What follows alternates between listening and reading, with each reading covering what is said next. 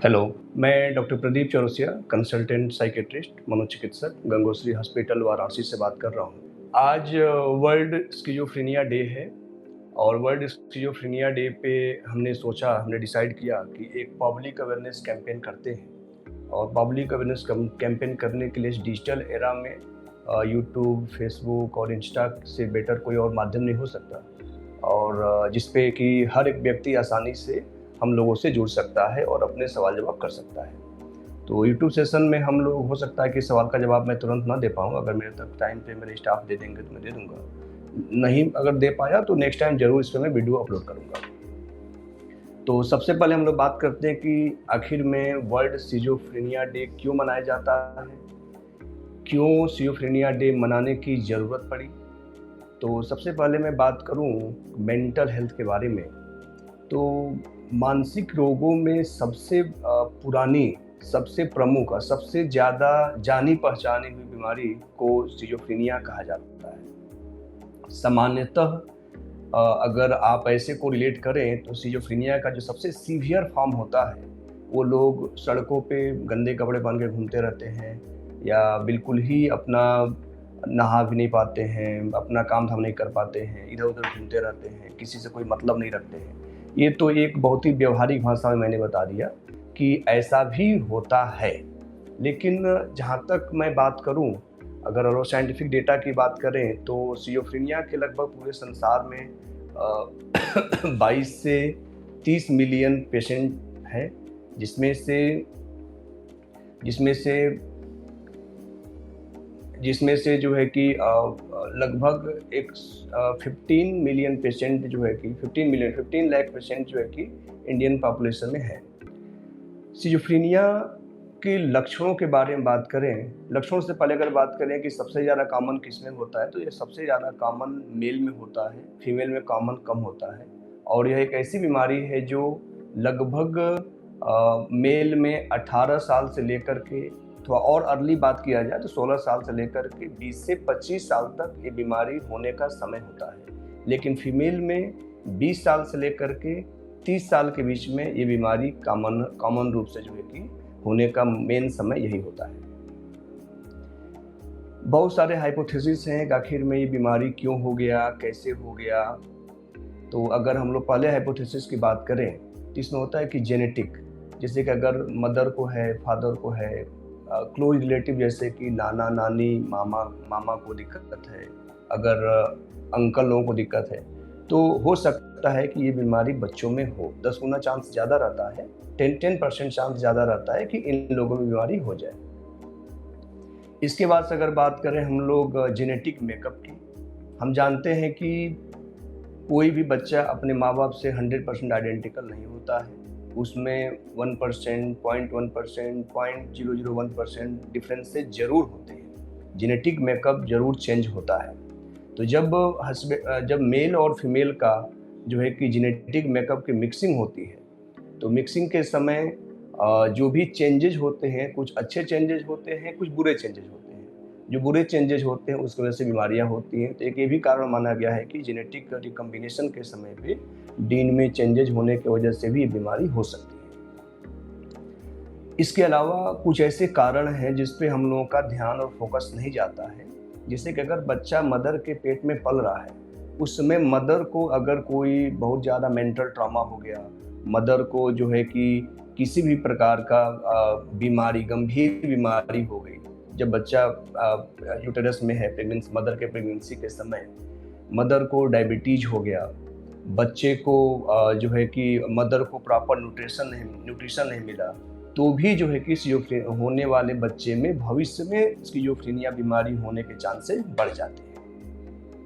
अगर बच्चे जन्म ले लिए, बच्चों को प्रॉपर जो है कि प्रॉपर न्यूट्रिशन ना मिले, बच्चे जो है कि मालनरिश ना हो, बच्चे जो है कि बहुत ज़्यादा चाइल्डहुड ट्रॉमा ना मिले, बहुत ज़्यादा सोशल ट्रॉमा ना मिले, तो ये भी कारण होते हैं। ऐसा भी स्टडी में पाया गया है कि इन बच्चों को भविष्य में जो है कि सिज़ोफ्रेनिया होने के चांसेस ज़्यादा होते हैं। अगर हम लोग न्यूरोकेमिकल हाइपोथेसिस पे जाएँ, तो न्यूरोकेमिकल हाइपोथेसिस में एक कारण ये होता है कि ब्रेन में बहुत सारे केमिकल्स होते हैं। आप सबको पता है, अगर साइंस बैकग्राउंड से होंगे तो भी और नहीं होंगे तो भी पता होगा कि हम लोग के ब्रेन में जो न्यूरोकेमिकल्स ब्रेन में जो सेल्स होते हैं, कोशिकाएँ होती हैं, इन कोशिकाओं को हम लोग न्यूरॉन कहते हैं और ये न्यूरॉन एक दूसरे से केमिकल के माध्यम से कनेक्टेड होते हैं। इसलिए और ये केमिकल एक न्यूरॉन से दूसरे न्यूरॉन, ब्रेन के एक हिस्से से दूसरे हिस्से में संदेश का आदान प्रदान करते हैं। इसलिए इन केमिकल को न्यूरोट्रांसमीटर कहते हैं।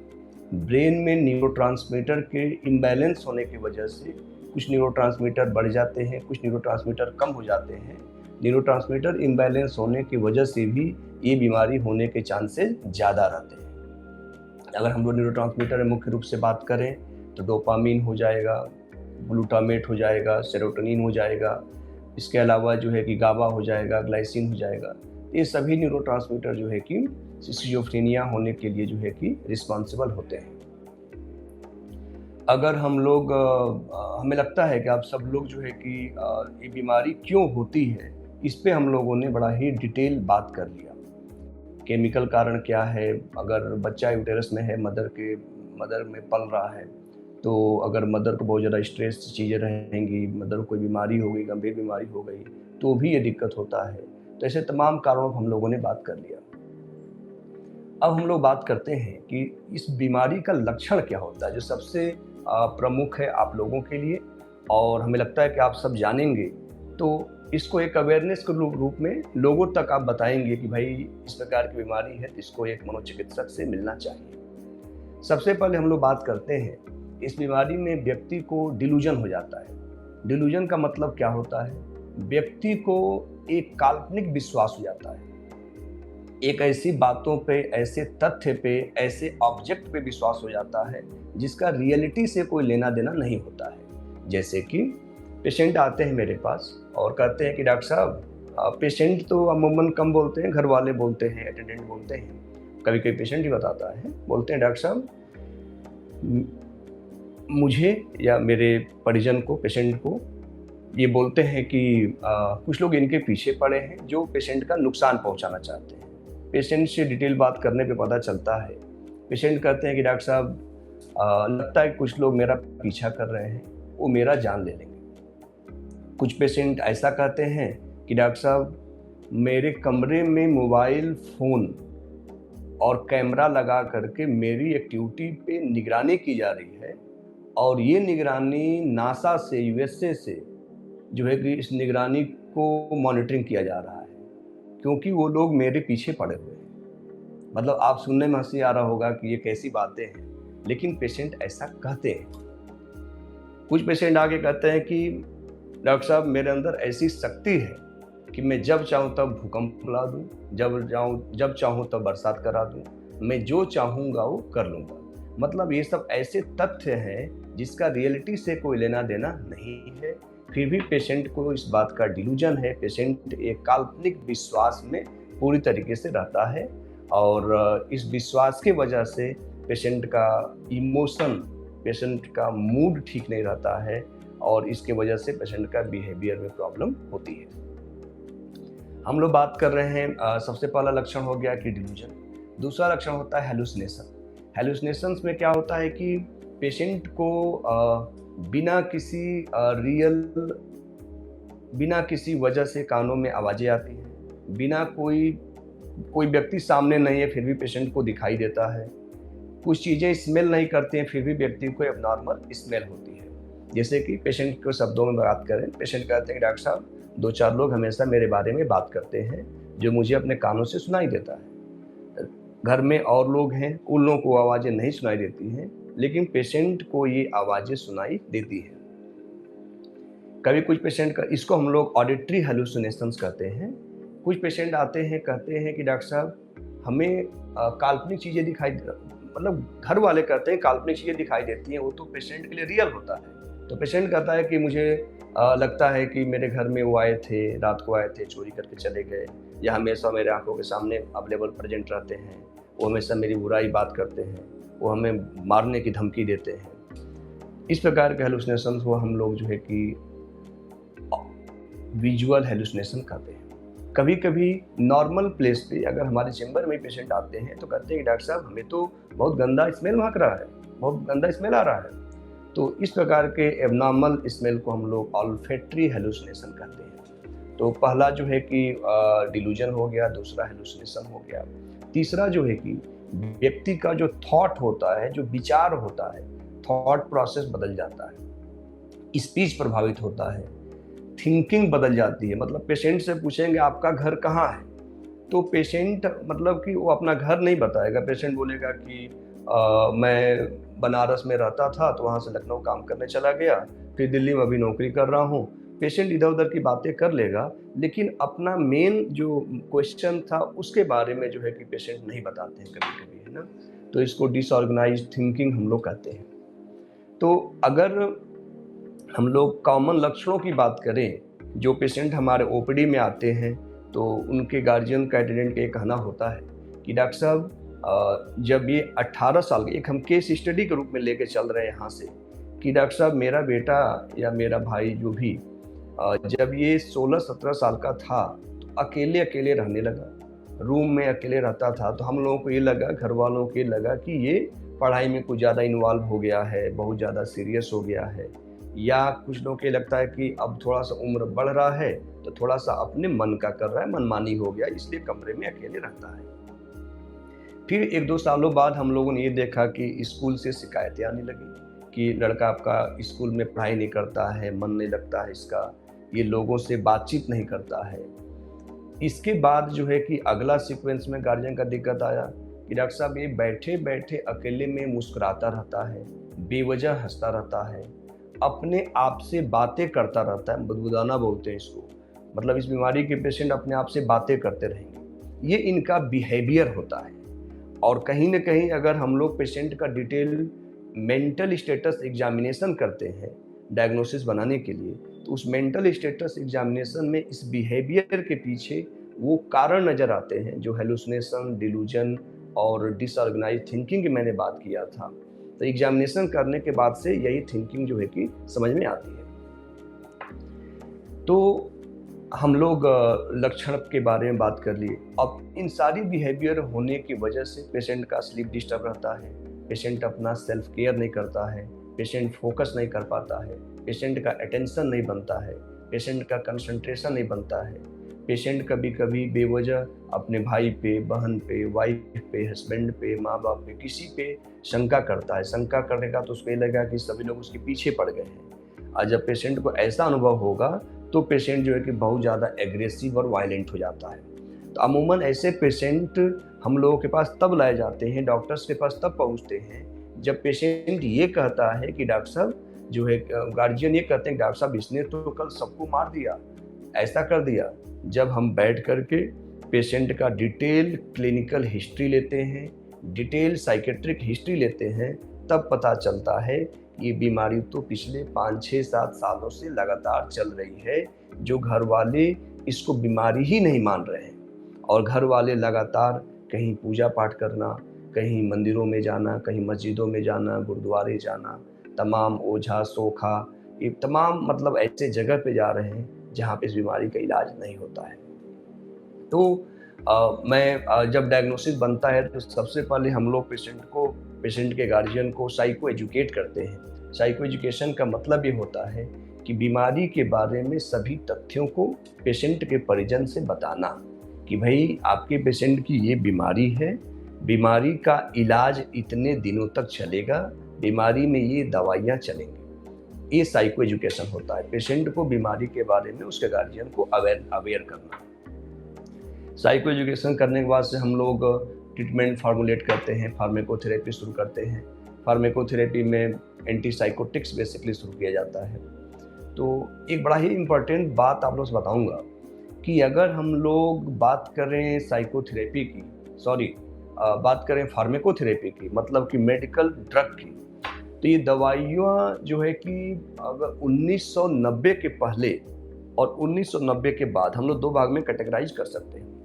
1990 से पहले जो दवाइयाँ चलती थी वो फर्स्ट जनरेशन एंटीसाइकोटिक होती थी, एक्सेप्ट क्लोजापिन। 1990 के बाद जो दवाइयाँ मार्केट में आई रिसर्च के बाद से, वो सारी दवाइयाँ सेकेंड जनरेशन एंटीसाइकोटिक कही जाती हैं। तो 1990 के बाद जो है कि इन दवाइयों का इफ़ेक्ट बहुत अच्छा पाया गया। इनका साइड इफ़ेक्ट कम होता है अमूमन फर्स्ट जनरेशन की तुलना में। तो ये 1990 के पहले और बाद की बातें मैं क्यों कर रहा हूँ? मैं इसलिए कर रहा हूँ कि 1990 के पहले जिनको ये बीमारी होगी उन पे कंट्रोल पा पाना बड़ा मुश्किल होता होगा। 1990 के बाद जब नए-नए ड्रग्स आए, नई आविष्कार हुई, नई दवाइयाँ आई, नए रिसर्च आए, नए स्टडी आए, तो डे बाय डे हम लोग सिज़ोफ्रेनिया के केस में इस बीमारी में एक से एक नई ड्रग्स आ रही हैं जिससे कि पेशेंट बिल्कुल ही नॉर्मल हो जाते हैं। तीसरे ट्रीटमेंट की बात करें तो साइकोथेरेपी में सीबीटी होता है, कॉग्निटिव बिहेवियरल थेरेपी। तो ये 3 प्रमुख जो है कि पेशेंट का इलाज होता है। पहला साइको एजुकेशन, दूसरा फार्माकोथेरेपी, तीसरा जो है कि कॉग्निटिव बिहेवियरल थेरेपी। तो अगर कुछ सवाल आया हो तो हम सवाल को ले लें। अश्विनी जी आप बताइए, कुछ है सवाल उसमें?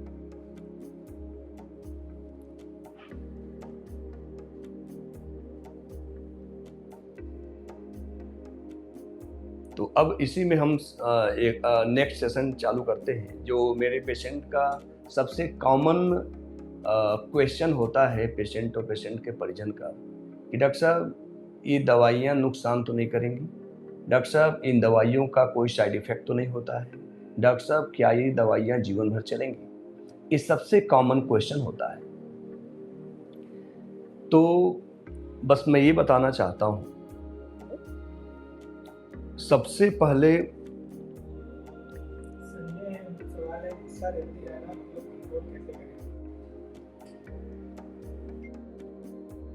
अच्छा सबसे पहले मैं जो सवाल दिया उसका जवाब दे दूं। तो हम लोग के बात समझना पड़ेगा कि हमारे ब्रेन की जो संरचना है, जो स्ट्रक्चर है, उसमें बहुत सारे लोब हैं। लोब के अलावा जो है कि एक लोब को दूसरे लोब से कनेक्ट करने के लिए बहुत सारे नर्व फाइबर हैं, बहुत सारे केमिकल्स हैं, और पूरा ब्रेन ही हमारे शरीर को एक प्रकार से नियंत्रित करता है। अगर हृदय भी है तो हृदय पे भी ब्रेन का कंट्रोल होता है। अगर हम सांस लेते हैं तो सांस पे भी ब्रेन का कंट्रोल होता है। बीमारी है, ये बीमारी ब्रेन की बीमारी है। जब तक हम इस बीमारी को ब्रेन की बीमारी नहीं मानेंगे तब तक ये पूरा समाज इस बीमारी को मेडिकल ट्रीटमेंट से दूर रखेगा। WHO की स्टडी में पाया गया है कि नियरली 70 to 80% पॉपुलेशन जो इस बीमारी से सफ़र कर रही है वो डॉक्टर तक ही नहीं पहुंच पा रहे हैं। उसमें कहीं ना कहीं सोशल स्टिग्मा की, कहीं ना कहीं भेदभाव की, इन सब चीज़ों की वजह से इस बीमारी से संबंधित लोग डॉक्टर तक नहीं आ पा रहे हैं। जो व्यक्ति बीमार है वो अपने आप को बीमार स्वीकार नहीं करता है, वो डॉक्टर तक तो नहीं आ सकता। लेकिन परिजन व्यक्ति को डॉक्टर तक इसलिए नहीं ला पाते हैं, उनको ये लगता है कि हमारे पड़ोस वाले को पता चल जाएगा तो क्या होगा, हमारे किसी रिलेशन में पता चल जाएगा कि इनके ब्रेन का इलाज होता है तो क्या होगा। ऐसे मेरे पास सैकड़ों अटेंडेंट हैं जो लोग इलाज कराने में काफ़ी देरी कर दिए, जिसकी वजह से पेशेंट पूरी तरीके से ठीक नहीं हो पा रहे हैं। और ऐसे हज़ारों पेशेंट हैं जो इलाज बीमारी शुरू होने के 1 मंथ में, 2 मंथ में, 3 मंथ में, 4 मंथ में, 5 मंथ में, 6 मंथ में आए और आज के डेट में सिंगल दवाइयों पे पूरी तरीके से ठीक है। जब हम लोग सिज़ोफ्रेनिया के ट्रीटमेंट का इलाज शुरू करते हैं तो जो हम लोग की जो मेडिकल ट्रीटमेंट की जो गाइडलाइंस है उसमें अगर पेशेंट को दिक्कत हुआ तो पेशेंट की दवाइयाँ 12 से 18 महीने तक चला करके हम लोग बंद करने का पूरा प्रयास करते हैं। अगर ब्रेन के न्यूरोकेमिकल नॉर्मल हो गए होते हैं दवाइयों से तो उनकी दवाइयाँ 12 से 18 महीने बाद बंद हो जाती हैं। अगर लगता है कि दवाइयों का डोज कम करने पे पेशेंट को दिक्कतें महसूस हो रही हैं तो उस ट्रीटमेंट को हम लोग 24 महीने तक जो है कि कंटिन्यू करते हैं और 24 महीने बाद फिर उसके डोज की टैपरिंग शुरू कर देते हैं। आप सभी लोग जैसे कि डायबिटीज़ जानते हैं कि डायबिटीज़ की जो बीमारी होती है वो पैंक्रियाज से बनने वाले इंसुलिन की कमी की वजह से या सेल की और भी दिक्कतें हैं, लेकिन जो आप आसानी से समझ पाए मैं उसी पे बात करूँगा, इंसुलिन की वजह से होती है। जब व्यक्ति को इंसुलिन की कमी हो जाती है तो शुगर का लेवल बढ़ जाता है। शुगर का लेवल बढ़ जाता है तो आप सुने होंगे कि बहुत लोग इंसुलिन का इंजेक्शन लेते हैं ताकि शुगर के लेवल को नॉर्मल किया जा सके। कुछ लोगों में यही काम टैबलेट के माध्यम से होता है। वैसे ही अगर हमारे ब्रेन में इंसुलिन भी एक हार्मोन है, हमने ब्रेन के बहुत सारे हार्मोन की बातें किया, जैसे कि दोबारा रिपीट कर रहा हूँ मैं, डोपामिन, सेरोटोनिन, नॉरएपिनेफ्रिन, एसिटाइलकोलिन, गाबा, ग्लाइसिन, ये सब ग्लूटामेट, ये सब ब्रेन के न्यूरोट्रांसमीटर हैं। जब इनकी कमी या अधिकता होगी तो हमको बाहर से दवाई देना पड़ेगा, वो दवाई इनके लेवल को नॉर्मल करेंगे। हाँ, जब दवाइयाँ शुरू होंगी तो पेशेंट को कुछ साइड इफ़ेक्ट्स ज़रूर आते हैं। साइड इफ़ेक्ट्स में क्या होता है, पेशेंट को ज़्यादा नींद आ सकता है, पेशेंट को सुस्ती हो सकता है, पेशेंट को थकान महसूस हो सकता है, ये सब पेशेंट का वेट गेन हो सकता है। ये सब कॉमन साइड इफ़ेक्ट है। इसलिए जब इन पेशेंट की दवा शुरू की जाती है तो रेगुलर एक फॉलोअप रखा जाता है। आपके डॉक्टर आपको सलाह देते हैं कि आप उनको 10 दिन पे मिलो, 20 दिन पे मिलो, 1 महीने पे मिलो, 3 महीने पे मिलो। एक प्रॉपर फॉलोअप दिया जाता है। फॉलोअप इसीलिए दिया जाता है कि उस दवाइयों से आपके शरीर पे कोई साइड इफ़ेक्ट तो नहीं आ रहा, शरीर पे कोई नुकसान तो नहीं हो रहा है। अगर कोई नुकसान होता है तो फीमेल पेशेंट में मेंस्ट्रुअल इरेगुलरिटी हो सकता है। तो मैं अपने पेशेंट को ये ज़रूर बताता हूँ कि अगर हमारी दवाई आप शुरू कर रहे हैं तो 2-3 चीज़ों का ध्यान रखना है। डेली लगभग 45 minute exercise, dietary modification, Khan पान में परिवर्तन, जैसे कि चावल कम खाएं, तेल वाली चीज़ें कम खाएं, इसके अलावा जो है कि वेजिटेबल्स ज़्यादा लें, फ्रूट्स ज़्यादा लें, पानी ज़्यादा पिएं, और नाइट वाला जो डिनर है हो सकता है तो उसको स्किप कर दें। उसके जगह पे रात को बिल्कुल हल्का जो भोजन लें और साथ में एरोबिक एक्सरसाइज ज़रूर करें।